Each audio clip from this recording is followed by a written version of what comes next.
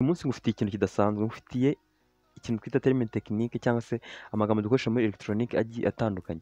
Nk'uko mubibona hano dufiteho input, output, anode ndetse na cathode.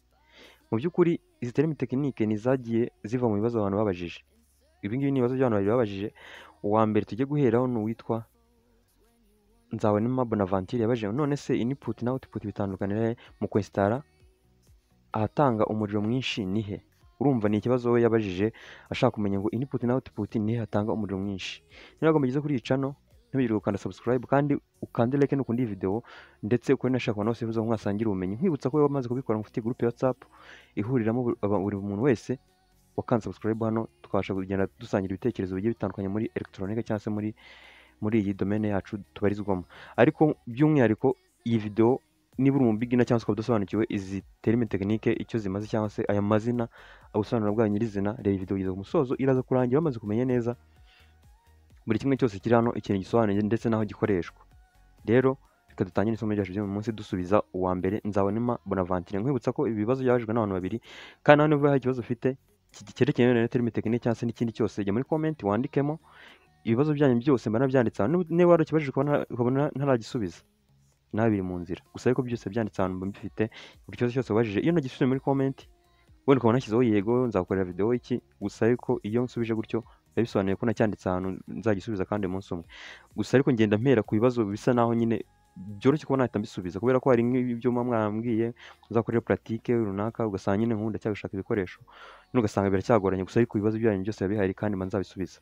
Rero tudatinze reka duhere kuri izi terme technique za Bonaventure. Yabajije ngo input ndetse na output bitandukanira kandi mu kwesitara nihe hatanga umuriro mwinshi. Ikintu cya mbere tugomba guheraho ni uko ubundi ahatanga umuriro ni iyi twita output. Output niyo ubundi itanga umuriro. Naho iyo tugeze kuri input, urugero rwa input ubundi mu bisobanuro byayo ni uko input ni ahantu dutangira umuriro cyangwa se tunyuze umuriro tuwuha ikintu dushaka kidukora ibikorwa runaka. Urugero rwa hafi, niba dufite sharijeri yacu tukayicomeka kuri volte 420 za AC, izi ngizi za reg, ubu ngubu iyi volte 420 niyo input kuri iriya sharijeri yacu. Hanyuma output ni iriya 5 sharijeri yacu ibuze kuduha kugira ngo tubashe gucanya telefone yacu. Mu by'ukuri urabona hano iyi input twe mu by'ukuri nta kintu dukeneye kuyikoresha, ahubwo yo ni nk'ibiryo by'iriya sirikwi cyangwa se by'iriya sharijeri yacu kugira ngo ibashe kuba yaduha umusaruro twe dukeneye. Rero iyo tuvuze ngo nihe hatanga umuriro mwinshi, twe tugomba kureba ku byo twe twaba dukeneye. Icyo twaba dukeneye ni output cyangwa se ni iriya 5 volte 5 voltage DC. Tutumba ni kongera tugenda twerekana uyu muri bwoko bwawo. Uyu wo hejuru ni AC, uyu wo hasi ni DC. Uyu wa AC ni uyu nguyu dufite ama prise yo mu rugo, mu gihe uyu wa DC n'umuriro dushobora gusanga imbere mu bikoresho bya electronique cyangwa se ku mabateri, yaba amabateri ya telefone, yaba amabuye, yaba nyine ahantu mu mabateri akenshi niho ukunda kubura cyangwa se imbere mu gikoresho cya electronique. Iyo hambaye igikoresho cya electronique imbere usanga iyo ufashe appareil ukaba wapima usanga harimo imiriro ya DC.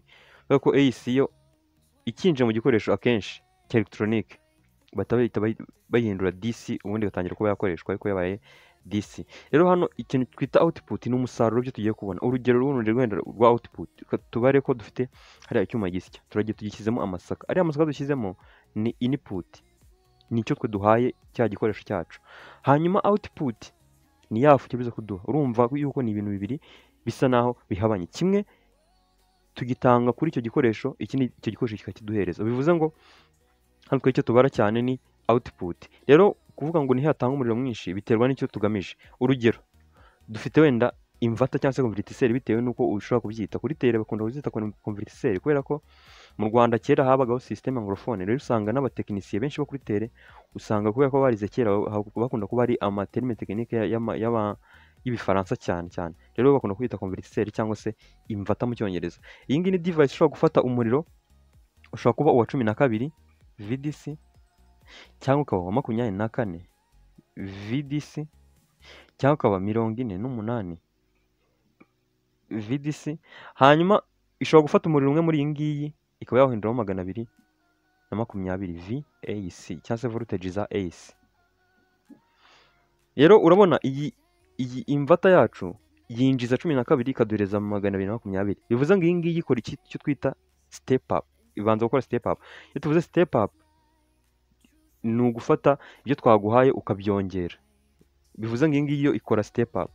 Hanyuma tugafata nanone transformer isanzwe, transformer iyi dukoresha mu radio cyangwa se n'ahandi ari hose, iriya za metoko. Iyi transformer tuyihaye 220 AC, irangije duhereje 12 voltage za AC. Urabona mu by'ukuri ngiyi ikoze step down. Aho twari twayihaye umuriro mwinshi, iduhaye mukeya, bivuze ngo yawufashe irawugabanya iwugira mukeya. Ingiyi bivuze ngo kuri input yari ifite umuriro mwinshi, kuri output igira umuriro mukeya. Aho twebwe ko twashaka output, bivuze ngo output yayo ni ntoya, niyo twe twari dukeneye. Rero output ishobora kuba nini cyangwa ikaba ntoya, wowe bitewe na design wari ukeneye cyangwa se n'umuriro washakaga. Aha ngaha ni icyo nashaka gusobanura. Nanone input ziba ari nyinshi muri electronic, tugira input nyinshi cyane. Indi input ushobora kubona tugenda nko ku mashini. Uri ugiye ukajya ku mashini ugakanda itushe runaka, icyo gihe uba utanze signal. Iyo tuvuze signal, uyu munsi navuze ko ndi busobanura akantu kandi. Signal ni ubwoko bw'umuriro ariko ufite amakuru utwaye. Urugero wenda rw'umuriro utwara amakuru, buriya amajwi ni ubwoko bw'umuriro ariko ushobora kuba wagendaho amakuru. Kubera ko niba mvuze ngo hello, iki gihe muri iyi microphone yanjye hatavukamo ubwoko bw'umuriro, ariko utwaye ririya jambo mvuze ngo hello, ugahita uritwara he mu bindi bikoresho bikaba byaritunganya, tukaza kuryumva kuri output cyangwa se kuri speaker. Urumva rero iyo tuvuze ngo input ishobora kuba nini cyangwa ikaba ntoya bitewe n'icyo tugamije gukora. Na output ishobora kuba nini cyangwa ikaba ntoya bitewe n'icyo tugamije gukora. Birumvikana ko ahangaha bino bintu biba biri balanced. Uko urugero wenda hano kuri inverter, iyi input ni ntoya ariko tukagira output nini. Mu gihe hano kuri iriya transformer yacu dufite input nini yaho tukagira output ntoya. Ubu bishobora gusimburana bitewe n'ahantu bigiye gukoreshwa. Icy'ingenzi hano ugomba kumenya nuko input ni ahantu twinjiriza umuriro, kubera ko twe muri electronic kenshi tudiringa n'umuriro. Output ni aho dusohorera umuriro. Buriya no mu majwi, buriya ntukabone speaker iri kuvuga iri kuvugishwa n'umuriro, nta kindi. Bivuze ngo muri electronic buri kintu cyose tudiringa nacyo kiba ari umuriro. Niba ukanze itushe ry'imashini ukarikanda, ikintu uba ukoze ni iki? Uba wohereje umuriro, kuko iri imeze nka switch cyangwa se interrupter cyangwa se uyikanzeho uba uhuje inzira kandi ziba zari inzira zirimo umuriro. Bivuze ngo umuriro uhita ugenda kujya mu bwonko bw'imashini, igahita ibitekereza avuga ati umuntu kakanze gutya reka tubikore gutya, igahita iguhereza umusaruro wenda tubare nimba uje ari amajwi ari aba ari umuriro, nuko uriya muriro uca muri speaker igahita iwuhinduramo nyine amajwi tubasha kumva, ariko byose hano biba ari umuriro. Bivuze ngo input ishobora kuba nini cyangwa ikaba ntoya, na output ishobora kuba nini cyangwa ikaba ntoya bitewe n'icyo twari tugamije. Wowe ikintu cya mbere urebaho ni ikintu wowe ukeneye gukoresha circuit. Ese nkeneye kuyibyaza umuriro mwinshi, nkeneye kuyibyaza umuriro mukeya, nkeneye gutyo. Nibyo ugenda urebaho. Ndizera ko hano Bonaventure nawe abashije kuba yasobanukirwa. Reka turebe n'undi hano nawe wabajije ikindi kibazo, yitwa Mutarambirwa Theophile. Yaravuze ngo wewe uri umwigisha mwiza, hama mu yindi video uzadusobanurire amaterme abiri, cathode ndetse na anode. Ari nayo nanditse hano, iyi anode ndetse na cathode. Izi ngizi ni terme dukunda gukoresha cyane kuri diode. Iyo turi gusobanura diode dukunda kubona mvuga ngo hano ngo ni kuri anode, hano ngo ni kuri cathode. Gusa ariko hano ikintu ugomba kumenyaho cy'ibanze ni ibimenyetso bya ziriya terme dukoresha kuri diode. Reka turebe ngo nkunda gushushanya gutya. Iki ni cyo kimenyetso cya diode cyangwa se symbol. Iyi ngiyi niyo twita standard cyangwa se nyine ni diode nyine ikunda gusangwa ahantu henshi cyane. Rero nkunda gushushanya diode gusa ariko akenshi diode ziba zihuriye ku gishushanyo kimeze gutya, nuko anyinshi agenda ahinduka, wenda kandi ugasanga twabaye tubiri nka gutya, izindi ugasanga twabaye gutya, izindi ugasanga twabaye gutya. Gusa ariko zose nyine ubona ziba zishushanyijemo mu buryo. Noneho ukunda gusanga hano navuze ngo ni kuri anode, hariya hirya nkavuga ngo ni kuri cathode.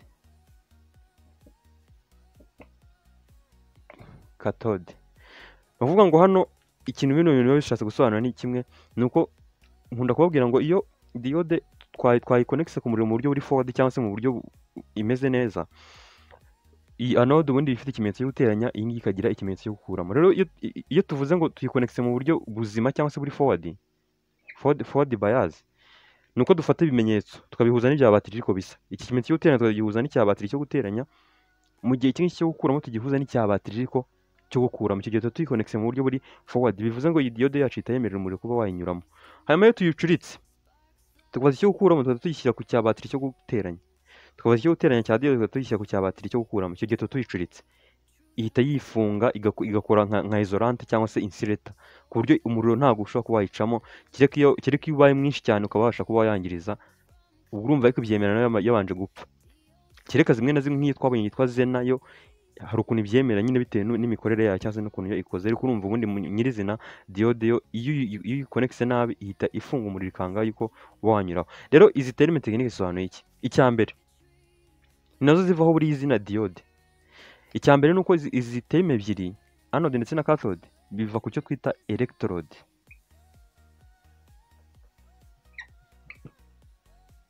Electrode,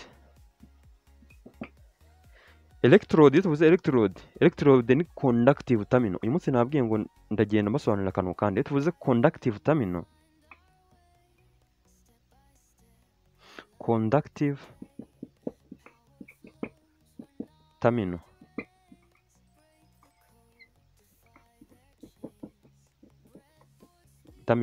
iyo tuvuze conductive terminal, icya mbere conductive biva ku ijambo conductor. Conductor ni ikintu cyose gishobora gutwara umuriro. Terminal nabwiye ko tugomba kuyikoresha cyane iyo dushaka gusobanura wenda amaguru y'ikintu. Urugero, niba dufashe akampure, agatara gatoya, tukabona gafiteho amaguru wenda abiri, ziriya tuzita terminal. Terminal ni ikintu dushobora gufatiraho kuri device runaka cyangwa se kuri component runaka, tukaba twakwinjizamo umuriro cyangwa tukawukuramo, aho kigomba kuba gitwara umuriro. Nibyo twita terminal. Cyangwa se nko kuri transformer, buriya ziriya nzira zisohoka twinjizamo umuriro cyangwa tukawusohoreramo umuriro, ziriya nazo ni terminal za transformer. Iyo tuvuze conductive terminal hano mumaze kumva icyo ari byo. Ni biriya byuma biba biri kuri component runaka dushobora kwinjizamo umuriro cyangwa se tukawusohora, niyo twita ama conductive terminal. Rero nabyo twita electrode. Rero iyi diode bifite electrode ebyiri, imwe ikitwa cathode, indi ikitwa anode. Hanyuma iyo tuvuze ngo ijambo anode, twabonye ko ari positive, ni positive terminal cyangwa se ni umutwe wa positive. Anode tugafata n'indi twita cathode.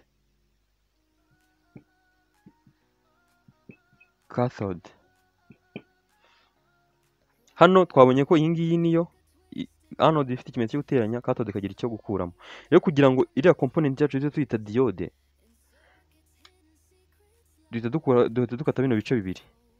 Ibice by'aya magambo bihera, urabona ni ode. Iyo tumaze kubifata ari bibiri, tuvuga yuko dufite ni device cyangwa se ni component ifite ode ebyiri, ari naho duza tuzanira muri ya jambo d. Ubundi d ni kabiri, wenda dukunda kubikoresha mu Gifaransa, ariko mu Cyongereza naho abantu ukunda babyimuriramo ugahita babyita gutyo. D ni kabiri, d ode. Bivuze ngo iyi ngiyi ni component yifitemo ama electrode abiri. Tuba dufata kariya jambo k'inyuma gahera ka ode, tukatuvuga yuko ifitemo d cyangwa se ode ebyiri, tukatuvuga ngo ni diode. Rero urumva aya materime akoreshwa dusobanura ari ama electrode yo kuri diode. Electrode twabonye ko ni ibyuma biba bicometseho dushobora kwinjizamo umuriro cyangwa se tukawusohoreramo kugira ngo tubashe twakoresha device yacu cyangwa se component yacu. Kubera ko diode bishobora kwita component cyangwa se ukayita device bitewe n'uburyo iba yubatsemo cyangwa se n'ukuntu ushaka kuyisobanura. Component nyine ni turiya tuntu duto dusanga kuri motherboard, buri kamwe kose wakita component cyangwa se ukanakita device. Ariko ntabwo ibindi device zikoresha cyane cyane kuri bino bintu by'ama semiconductor cyangwa se ama transformer. Transformer nayo iba ari device, ibintu nk'ibyo ngibyo. Ariko ubundi nyirizina dushobora kwita device cyangwa tukayita component. Nka diode nta kibazo. Rero tumaze kubona yuko diode, iri jambo d bisobanuye ko ari kabiri. Ode twabonye ko biva ku ma electrode, iyo guteranya n'iyo gukuramo. Nyine iri ku ruhande rwo guteranya n'iri ku ruhande rwo gukuramo. Aho twabonye ko nyirizina electrode biba ari ibyuma bishobora gutwara umuriro, tukaba twawinjiza muri diode cyangwa se tukawusohoramo mu buryo bworoshye. Rero ndizera ko Theophile wabashije gusobanukirwa n'ikibazo wari wabajije. Niba naho ikindi kibazo ufite muri comment utubaze, tuzagusubiza nta kibazo, kandi biri vuba, kandi ndenda gutangira kubakorera pratique muba mukeneye.